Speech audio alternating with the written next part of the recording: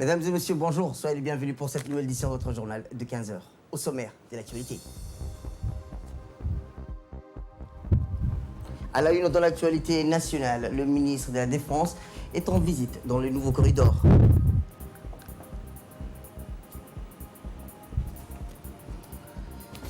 Et enfin, dans l'actualité internationale, plus de 3,9 millions d'hectares perdus en 10 ans en Afrique, pire bilan au monde de déforestation.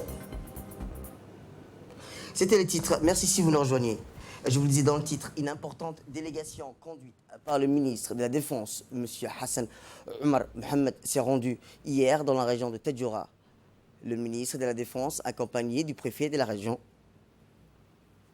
M. Hassan Dabalé, le président du conseil régional, M. Omar Hussein, le commandant de l'armée, M. Ilyas, ont effectué une visite de travail sur le nouveau corridor jusqu'à la frontière éthiopienne pour s'enquérir de la situation et le déroulement des trafics des marchandises sur le long du nord. Et par la même occasion, le ministre de la Défense a visité en ce moment les emplacements de différents services des corridors tels que l'armée, la douane, la police, qui constituent des services indispensables pour le bon déroulement des opérations des trafics marchands. Rappelons-le, après avoir visité le terrain, le ministre de la Défense s'est entretenu avec les différents services concernés. Et dans son intervention, le ministre de la Défense a incité les services sur l'utilité de travailler en collaboration pour assurer le succès des opérations. En outre, le ministre a exhorté à ces différents services de faciliter les tâches pour les camionnettes éthiopiens qui sont les principaux usagers de la route pour leur donner une satisfaction. Enfin, le ministre de la Défense, Hassan Omar Mohamed, a également demandé à la population de la région de Dora de contribuer au succès de cette nouvelle opportunité qui aura un retombé économique. La population des Balho ainsi que les autorités de cette région, les députés Omar Aden, le sous-directeur des corridors Nord, le sous-préfet Abdallah Kamil et le Alidini, membre de l'Assemblée régionale, ont approuvé leur entière satisfaction à Balho, où ils ont accueilli les premières camionnettes acheminant les marchandises à destination éthiopienne. Enfin, il faut aussi noter que tout au long du corridor nord de la police, la douane ainsi que la contribution restent mobilisées pour assurer les contrôles des véhicules pour veiller strictement au bon déroulement des opérations des marchandises opportunités. Sport à présent. Après Tadjoura, c'est au tour de la région d'Ali Sabié de lancer son championnat régional de football. Sous le patronat du secrétariat d'État à la jeunesse et au sport, la Fédération djiboutienne de football a lancé officiellement la Ligue régionale de la saison 2020-2021 à Ali Sabié. À son arrivée, le secrétaire d'État à la jeunesse et au sport, M. Hassan Mohamed Kamil, accompagné par le ministre de la Santé, M. Mohamed Warsama Dirié, et le président de la Fédération djiboutienne de football, M. Souleymane Hassan Waberi, ont été accueillis chaleureusement par les autorités régionales, à savoir le préfet de la région, Moussa Adel Miguene, le président du conseil régional, Omar Ahmed Waes, le directeur des régions du secrétariat d'État à la jeunesse et au sport, Ahmed Moussa Obti, ainsi que le président de la Ligue régionale du football. L'événement, comme prévu, a été les organisateurs début par un défilé sous l'égard du secrétariat d'État à la jeunesse et au sport et de ses principaux collaborateurs. Ces grands terrains synthétiques de garer à toutes les équipes participantes. En raison du Covid-19, les consignes de sécurité ont été respectées. Le match d'ouverture de la saison a opposé l'équipe de quartier Ali à celle d'Il Djenno.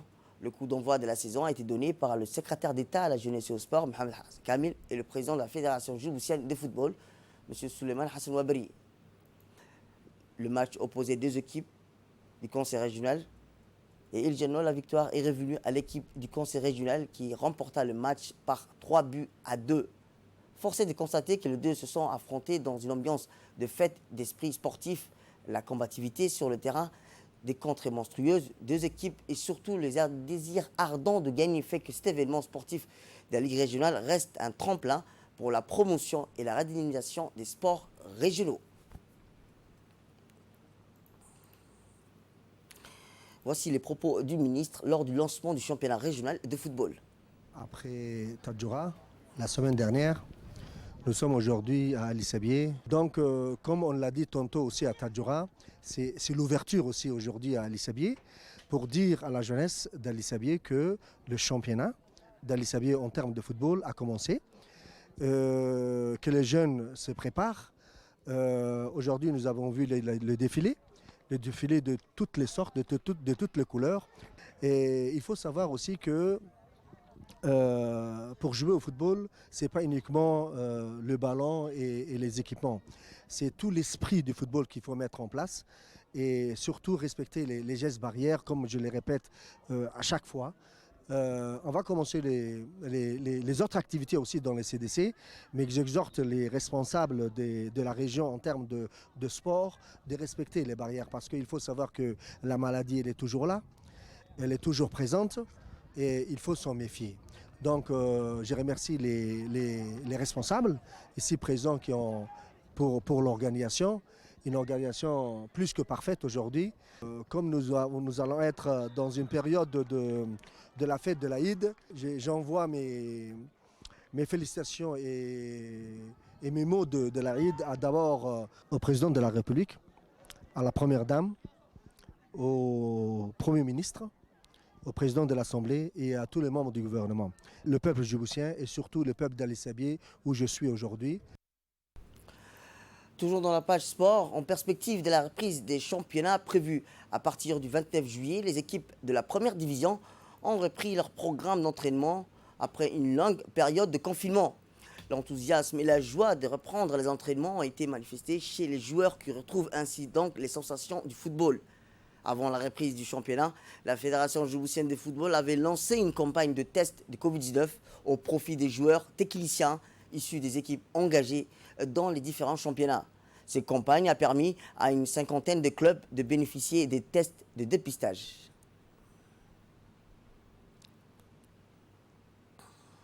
Comme c'est venu, et ça ne nous empêche pas, ça ne nous a pas empêché parce que même lors des 3 mois que nous avons fait à la maison, si je peux le dire, nous avons eu un programme élaboré par les entraîneurs. Ils nous ont envoyé ce programme par les mails, dont chacun dans son domicile travaillait comme il se doit. Et je vous le promets, nous allons atteindre notre objectif parce que nous avons un groupe qui est bien soudé, il y a l'harmonie, il y a l'ambiance. Et voilà, quoi, dans un groupe qui est soudé, il y a l'ambiance, il y a tout. Et avec un président qui est là chaque jour, qui nous suit.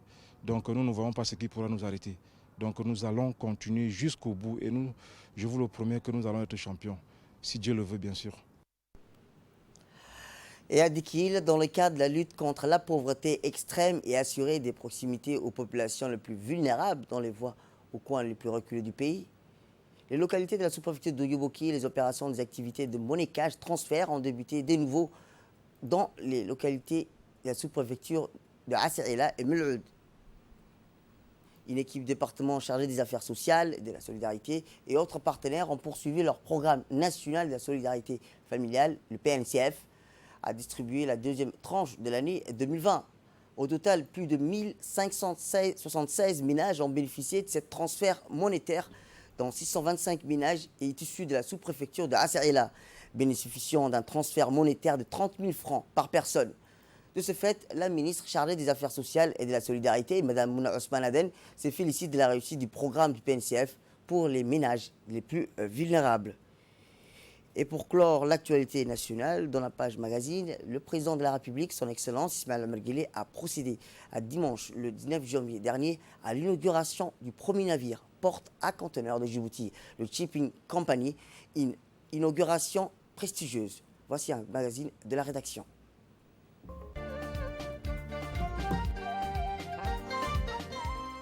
Un coup de ciseaux symbolique vécu dans la joie et l'allégresse. Le président de la République, son Excellence Ismaël Omar Guelleh, a procédé dimanche matin, le 19 juillet 2020, à l'inauguration du premier navire porte-conteneurs de Djibouti Shipping Company. Une inauguration prestigieuse. Participer à cette cérémonie, outre le chef de l'État, les ministres des Transports, son collègue de l'économie, les présidents de l'autorité des ports et des eaux franches, ainsi que des grandes personnalités du monde de la logistique et des transports. On s'applaudit, on se félicite et on se réjouit d'avoir un tel navire porte-conteneurs qui permettra à Djibouti d'écrire une nouvelle page de son histoire dans son élan du développement économique aux activités portières et maritimes. Rappelons que pour Djibouti, La mer est une de ses priorités pour booster son économie. Et se doter d'un navire pareil, c'est tout simplement touchant. D'autant plus que la mer est ce qui a plus forgé et construit l'identité de la République de Djibouti. Elle fait donc partie de la Great Horn Investment Holding, dont les principaux objectifs est de créer un service de ravitaillement régional vers les ports voisins basé sur les transbordements des cargaisons des principaux navires. Sa réalisation relève d'initiatives incontournables pour les pays qui, comme la République de Djibouti, dédient une part essentielle de leur développement économique aux activités portières et maritimes. Le président de la République a dans son intervention, faite au micro de la presse à l'issue de cette cérémonie, a souligné que ces navires porte-containers est le symbole de l'excellence des secteurs maritimes. C'est un formidable outil logistique pour notre ambition maritime dans les pôles. Ces navires contribuera sans doute à l'accroissement des activités des terminaux à conteneurs de Djibouti. De l'émotion, on avait dans les différentes interviews des personnalités impliquées à divers titres dans ces grands projets hautement symboliques. shaqooyin badan baa ka soo bixi doonaan aaminsanahay annagana waxay noo saamaxaysaa inaan maraakiibtii sanadba sanadka ka dambeysa. Le ministre de l'économie a dans sa réaction faite au micro précisé qu'il faut non seulement se retrousser les manches, mais donner à nos entreprises la capacité à réussir de cette mondialisation, l'aider à devenir plus forte, plus grande et l'inviter à plus d'innovation et à plus d'investissement.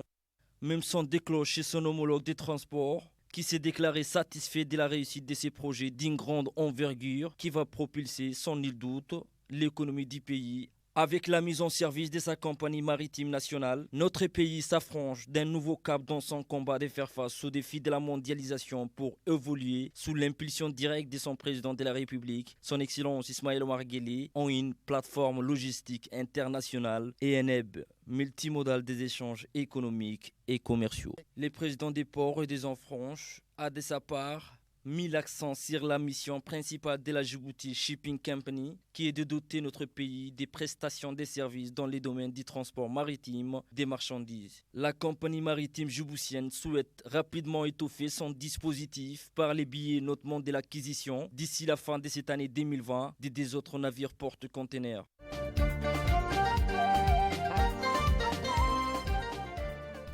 Rappelons-le, c'était l'inauguration du premier navire porte à conteneurs de Djibouti Shipping Company sous la houlette du président de la République qui a procédé à dimanche, le 19 juillet à l'inauguration de ce premier navire. Et dans l'actualité internationale, les dirigeants somaliens conviennent à tenir des sondages en temps opportun. Format à décider. Le gouvernement fédéral de la Somalie et les dirigeants des États membres fédéraux, le FMS, ont accepté mercredi de tenir des élections nationales en temps opportun, alors que le mandat du président sortant des parlements expirait plus tard cette année.